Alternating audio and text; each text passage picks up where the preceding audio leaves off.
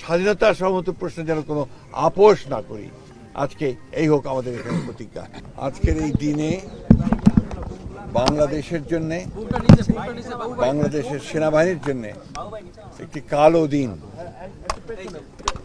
এই দিন বাংলাদেশের শত্রুরা এবং বাংলাদেশের যে সেনাবাহিনী, সেই সেনাবাহিনীর শত্রুরা তারা চক্রান্ত করে বিডিআরে যে অভ্যুত্থান নাম করে সেনাবাহিনীর চৌকস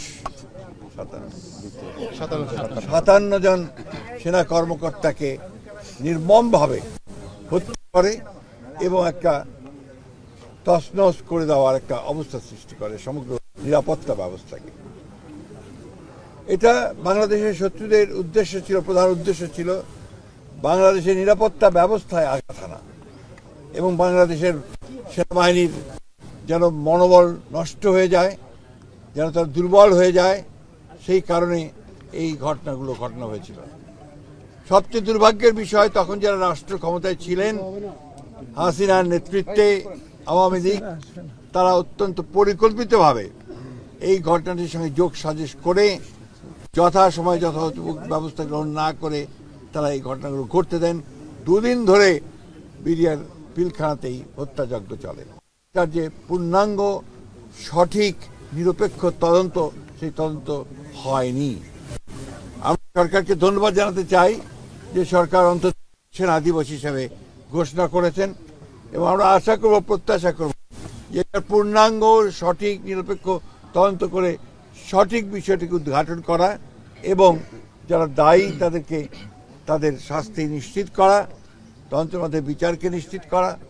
এবং এটা আমাদের জাতির জন্য একটা কলঙ্কজনক ঘটনা। আজকে এই দীর্ঘ বছর পরে, আজকে প্রায় 16 বছর পরে আমরা আজকে সবাই ঐক্যবদ্ধ হয়েছি। দেশের রাজনীতির একটা বিশাল পরিবর্তন হয়েছে, আমূল পরিবর্তন হয়েছে। বাংলাদেশের ছাত্র জনতা সেই ফ্যাসিস্ট শক্তিকে উৎখাত করে আমাদেরকে সুযোগ সৃষ্টি করে দিয়েছে আজকে একটা নতুন বাংলাদেশ নির্মাণ করবার। আজকের এই দিনে শহীদদের প্রতি আমরা গভীর শ্রদ্ধা নিবেদন করছি।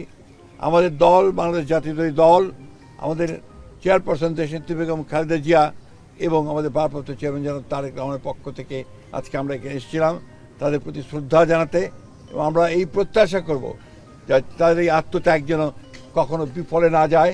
আমরা যেন সত্যিকার অর্থেই একটা স্বাধীন সার্বভৌম দেশ হিসেবে আমরা যেন মাথা উঁচু করে দাঁড়াতে পারি এবং আমরা স্বাধীনতা সমস্ত প্রশ্নে যেন কোনো আপোষ না করি। আজকে এই হোক আমাদের এখানে প্রতিজ্ঞা। আমরা আজকে আবারও তাদের পরিবারের প্রতি আমাদের সহানুভূতি জানাচ্ছি, সমবেদনা জানাচ্ছি এবং অনুরোধ করব, আহ্বান জানাবো যে সরকার এবং সেনাবাহিনী তাদের পরিবার পরিজনদের যেন যথার্থভাবে তাদের যে ক্ষতিপূরণ, সেই ক্ষতিপূরণ করেন এবং জনগণকে একটা ধারণা দেন যে সরকার এবং সেনাবাহিনী তাদের পরিবারের সঙ্গে আছে।